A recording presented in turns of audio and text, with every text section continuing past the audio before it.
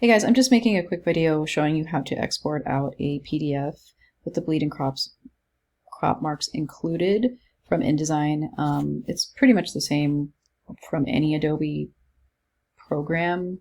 It's usually a file export. So this is kind of a fictional rack card project. I'm pushing W on my keyboard to see the bleed marks, double checking that my images look good, making sure I'm not missing any of my fonts, which I am in this case, but make sure you get that fixed if you are missing fonts.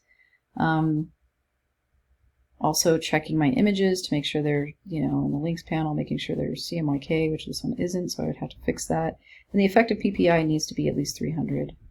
And I can fix that by either sizing images down or sizing them, or just using a different image altogether. So, once I've checked my images, checked my bleeds, checked my fonts, making sure I don't have any overset text, making sure that all my images are in CMYK and that their effective PPI is around 300, and maybe checking for spelling errors a couple times over. Once I've done that, then I can just do a file export. And let's say I'm going to put this in my documents folder under, the class name, which is Graphic Design 350. I've got that at. And then I can create a new folder called Rack Card Project, which I probably do have it in here potentially. No. But I could create a new folder. I'm not going to actually do that because then it just gets really busy in here. And then, name this correctly.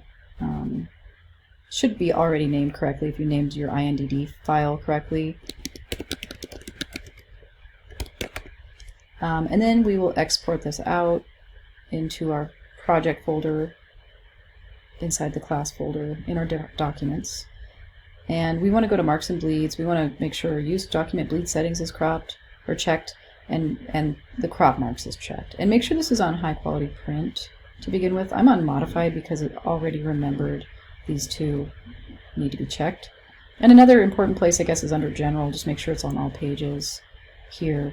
And typically the rest of it, the default should be fine. So you can just push export and it will create your PDF file with the, I'm missing fonts here. I would fix that obviously before exporting out a PDF. But in theory, when we go to open this, let me see here, it should, oops, I opened up the wrong thing. I'm trying to open this up. It should look like this now. So we can see where we need to, trim it down to with the trimmer. Make sure you print these on cardstock, front and back, full color, at actual size at the library, and then trim it down using the crop marks.